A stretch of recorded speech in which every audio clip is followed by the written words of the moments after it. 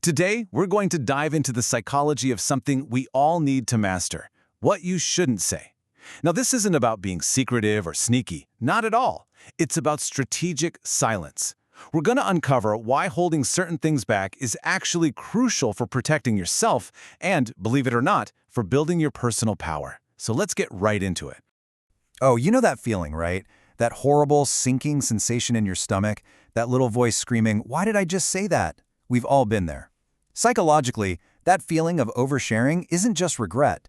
It's tied to a loss of control, and it can be a huge trigger for anxiety. That raw, exposed feeling, that's exactly what we're going to tackle today. So here's our game plan. First, we'll break down why we even feel the need to overshare.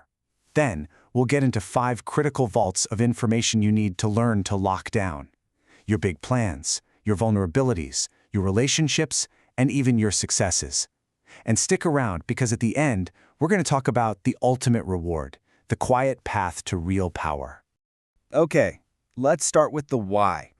Before we can even begin to protect our information, we really have to understand that powerful, almost irresistible impulse that makes us leak it in the first place, often, to our own disadvantage. A lot of times, especially if someone has gone through something tough, oversharing is really just a way to process it all out loud. It often comes from a deep need for validation, that desire for someone to say, "I get it." We're all wired to search for that feeling of being understood, and sometimes oversharing feels like a shortcut to get there, even if that connection isn't real. Now this brings us to a really key concept: the cathartic illusion. It's fascinating. When you share something painful, your brain gets this temporary hit of relief. It feels good. It feels like healing. But it's an illusion. In reality, telling the wrong person about a weakness just reinforces it in your own mind and leaves you feeling way more exposed than you were before. All right, let's get to our first vault. This one is all about protecting your future.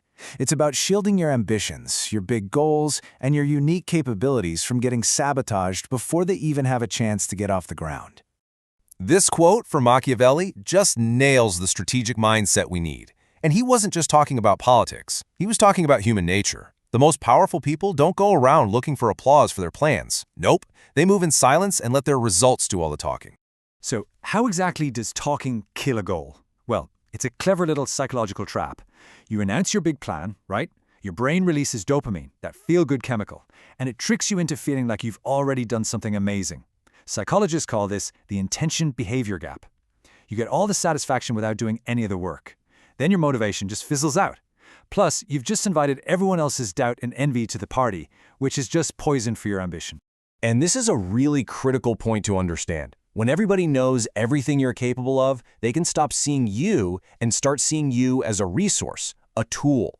Your skills suddenly become their expectations, and what you thought was just friendly sharing turns into a heavy, unspoken obligation. Okay, on to our second vault. This is a big one: protecting your inner self. This is where we guard our most sensitive information, our weaknesses, our fears, our insecurities, and even our past traumas. I want you to really let this sink in. It's a stark but vital truth. We live in a culture that's always telling us to be vulnerable, that vulnerability is a strength. And sometimes it is. But we have to remember that vulnerability is also exposure.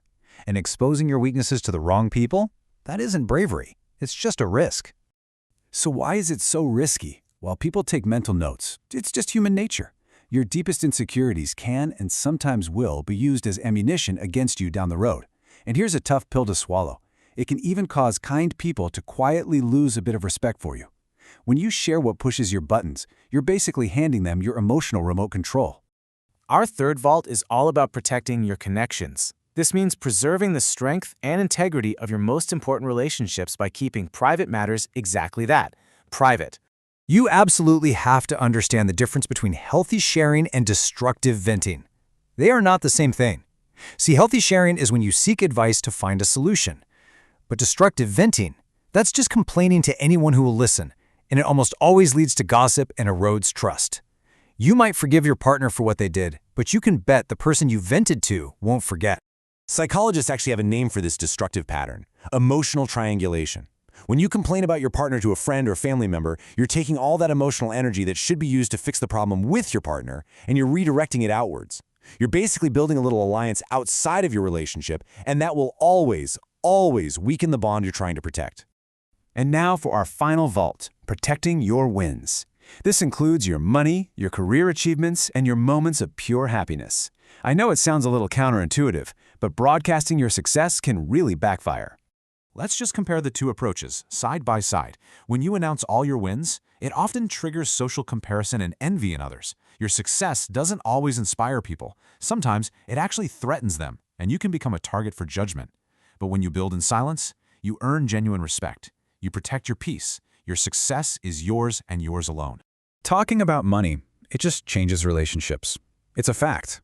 Whether you have a lot or a little, sharing those details creates this invisible hierarchy. If you have more, you'll face envy and new expectations. If you have less, you might get pity instead of the respect you deserve. Either way, that feeling of being equals just disappears, and conversations can start to feel a lot like transactions. So, after all that, what's the big takeaway? Look, this isn't about hiding your life from the world. It's about understanding the immense power and peace that comes from strategic silence. It really is the ultimate payoff of privacy. And here's the core idea I want you to remember. Silence isn't empty.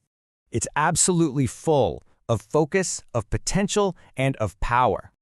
Every single time you choose not to overshare, you are reclaiming your emotional power from the world. Privacy isn't about hiding. It's a profound form of self-respect. Now, this quote is blunt, I'll admit it, but it really captures the essence of everything we've talked about today. True power is often most effective when it's quiet, when it's invisible. Real strength doesn't need to shout to be heard. So, I'll just leave you with this one question to think about. What will you choose to protect with the power of your silence?